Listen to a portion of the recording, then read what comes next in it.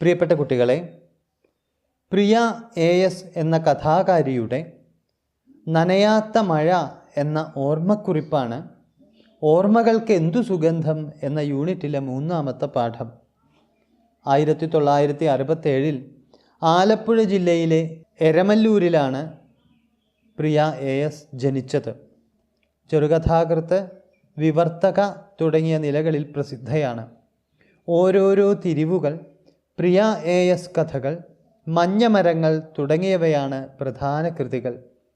God of small things, ancient promises തുടങ്ങിയ കൃതികൾ തർജ്ജമ ചെയ്തിട്ടുണ്ട്.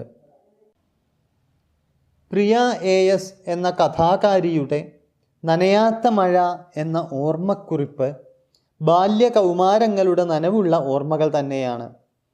ഹൃദയത്തിലെ ആർദ്രതയുടെ നേർചിത്രമാണത്. ബാല്യം ഒരു മനുഷ്യനിൽ സമ്മാനിച്ചു പോയ പൂക്കാലത്തെ ഓർമ്മയിലൂടെ തലോടാൻ കഴിയുമ്പോൾ അയാളിൽ നിന്ന് വാർദ്ധക്യവും അനാരോഗ്യവും വഴിമാറും. കഥാകാരിയുടെ മനസ്സിലും മഴ ഇതളുകളായി പെയ്തുകൊണ്ടിരിക്കുന്നതായി നമുക്ക് കാണാം. ഏകാന്തമായ മനസ്സിനെ മഴയുടെ സാന്നിധ്യം സാന്ദ്രമാക്കിയതായി കഥാകൃത്ത് ഓർമ്മിക്കുന്നു. വേറെ ഏതു ബന്ധുവിനേക്കാളും അവരിഷ്ടപ്പെടുന്നത് മഴ ബന്ധുവിനെയാണ് എന്നു പറയുമ്പോൾ ആ സ്നേഹബന്ധത്തിൻ്റെ ഗാഢത നമുക്ക് തിരിച്ചറിയാൻ കഴിയുന്നു. പോകാൻ തുനിയുമ്പോൾ വേണ്ട, പോകണ്ട, ഇത്തിരി നേരം കഴിഞ്ഞു പോയാൽ മതി എന്നു പറയാൻ കഴിയുന്ന സ്നേഹശാഠ്യത്തിനു മുന്നിൽ മഴ പോലും തോൽക്കുന്നു.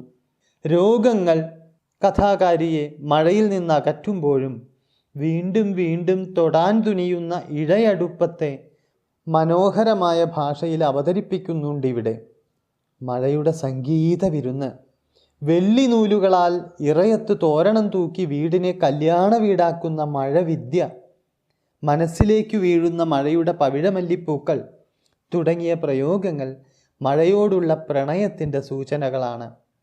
മുത്തച്ഛനോടൊപ്പം പൂക്കളം തീർക്കുമ്പോഴും സ്കൂളിലേക്കുള്ള യാത്രയിലും മഴ തനിക്ക് അനുഗ്രഹമാവുകയായിരുന്നു എന്നും അവരോർക്കുന്നു. ദിവസേന 4 മഴകൾ സ്വന്തമാക്കിയതിൻ്റെ നിർവൃതി അവരിപ്പോഴും അനുഭവിക്കുന്നു. വർണ്ണങ്ങൾ മിന്നിമറിയുന്ന അന്നത്തെ കുഞ്ഞുടുപ്പിനും മഴ സമ്മാനിക്കുന്ന മഴവില്ലിനും നിറഭേദങ്ങളില്ലായിരുന്നു എന്നോർത്തെടുക്കുമ്പോൾ മഴ വീണ്ടും വീണ്ടും തന്നിലേക്ക് അടുക്കുന്നതായി എഴുത്തുകാരിക്ക് അനുഭവപ്പെടുന്നു.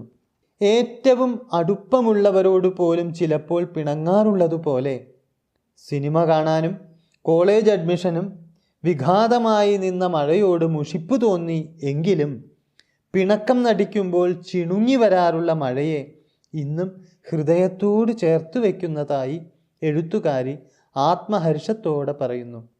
കാഴ്ചക്കാരൻ്റെ മാനസിക ഭാവങ്ങളാണ് പ്രകൃതി ഭാവങ്ങളെ വായിക്കുന്നത്. ചരൽ മഴ, യക്ഷിമഴ, കണ്ണീർ മഴ, വേദന മഴ തുടങ്ങിയ പദപ്രയോഗങ്ങളിലൂടെ കഥാകൃത്തിൻ്റെ ദുരനുഭവങ്ങൾക്ക് സാക്ഷിയാകാൻ മഴയ്ക്ക് കഴിഞ്ഞിട്ടുണ്ട് എന്നടയാളപ്പെടുത്തുന്നു. 50 വയസ്സിലും 5 വയസ്സിൻ്റെ കൗതുകം നൽകാൻ മഴയ്ക്ക് കഴിയുന്നുണ്ടെന്നും അത് വീണ്ടും ജീവിക്കാൻ പ്രേരിപ്പിക്കുന്നു എന്നും ഉള്ളു തുറന്നു പറയാൻ എഴുത്തുകാരി ശ്രമിക്കുന്നു. ബാല്യത്തെ വീണ്ടെടുക്കുന്ന നനവുള്ള സ്മരണകൾ വായനക്കാരിലും ആർദ്രതയേകുന്നു. എഴുത്തുകാരി തൻ്റെ മഴയനുഭവങ്ങൾ എങ്ങനെയാണ് പങ്കുവെക്കുന്നത് എന്നൊന്നു നോക്കാം. മഴയെ ഇഷ്ടപ്പെടാത്തവരായി ആരുണ്ട്?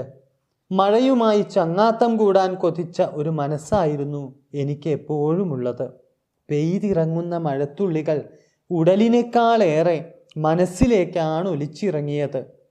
അസുഖക്കാരിയായതിനാൽ മഴയിൽ നിന്ന് ഉടലുകൊണ്ട് അകലം പാലിക്കാൻ നിർബന്ധിതയായിരുന്നു. എന്നാൽ മനസ്സുകൊണ്ട് എന്നും മഴയുടെ കൈ പിടിച്ച് നടക്കുന്ന പെൺകുട്ടിയായിരുന്നു ഞാൻ അന്നും ഇന്നും.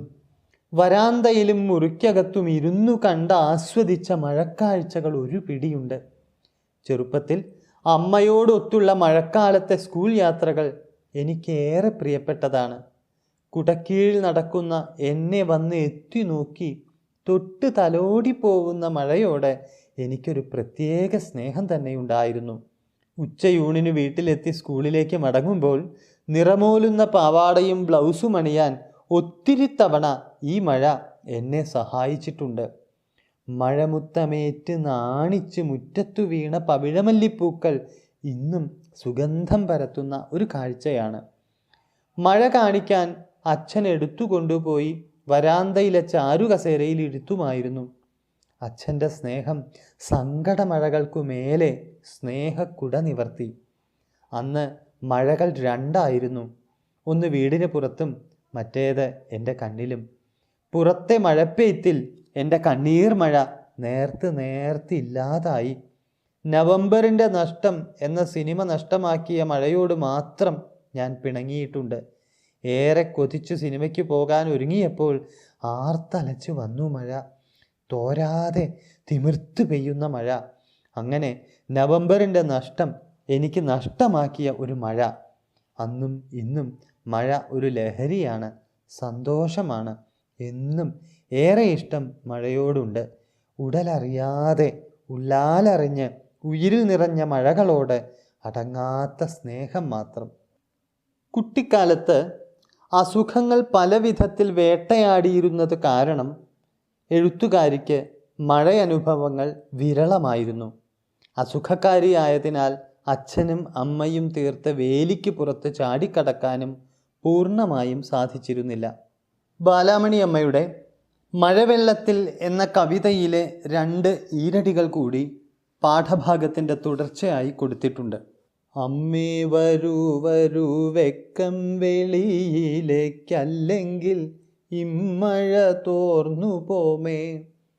എന്തൊരാഹ്ലാദം ആ മുറ്റത്തടിക്കടി പൊന്തുന്ന വെള്ളത്തിൽ തത്തിച്ചാടാൻ. മഴ പെയ്യുമ്പോൾ മുറ്റത്തിറങ്ങി മഴവെള്ളത്തിൽ തുള്ളിച്ചാടുന്നതിൽ ആനന്ദം കണ്ടെത്തുന്ന ഒരു കുട്ടി തൻ്റെ അമ്മയെ കൂടി അതിന് ക്ഷണിക്കുന്നതാണ് ഈ കാവ്യഭാഗം. കൂട്ടുകാരായി പല അസുഖങ്ങളാണ് ഉണ്ടായിരുന്നത് എന്നതിനാൽ പ്രിയ ASന് ഈ ഒരവസരം കുട്ടിക്കാലത്ത് കിട്ടിയിട്ടേയില്ല. എങ്കിലും മഴയെ മഴബന്ധു എന്ന് വിശേഷിപ്പിച്ച് ആശ്ലേഷിക്കാനാണ് അവർ തയ്യാറാവുന്നത്.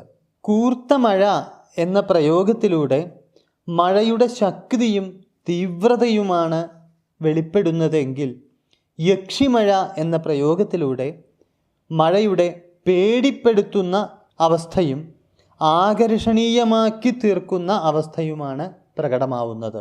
കുട്ടിക്കാലത്ത് ഓണപ്പൂക്കളമിടാൻ നേരത്ത് കൃത്യമായി വരും മഴ എന്ന വാക്യത്തിൽ മഴ എന്നതിന് തൊട്ടു മുമ്പുള്ള കൃത്യമായി എന്നതിന് ഊന്നൽ വരുന്നത് കാണാം. മഴ പതിവായി വരാറുണ്ട് എന്ന സൂചന അവിടെ ലഭിക്കുന്നു. എന്നാൽ കുട്ടിക്കാലത്ത് ഓണപ്പൂക്കളമിടാൻ നേരത്ത് മഴ കൃത്യമായി വരും എന്ന് പറയുമ്പോൾ മഴ എന്ന പദത്തിനാണ് കൂടുതൽ ഊന്നൽ ലഭിക്കുന്നത്. ഗദ്യശൈലി കൊണ്ടുണ്ടാവുന്ന ഇത്തരം അർത്ഥഭേദങ്ങൾ ഇനിയും നമുക്ക് കണ്ടെത്താൻ കഴിഞ്ഞേക്കും. കഥാകൃത്തായ പ്രിയ ASൻ്റെ ഒരു ഓർമ്മക്കുറിപ്പായ നനയാത്ത മഴ മനോഹരമായ ഒരു കഥയുടെ ആസ്വാദ്യത വായനക്കാർക്ക് പകരുന്നുണ്ട്.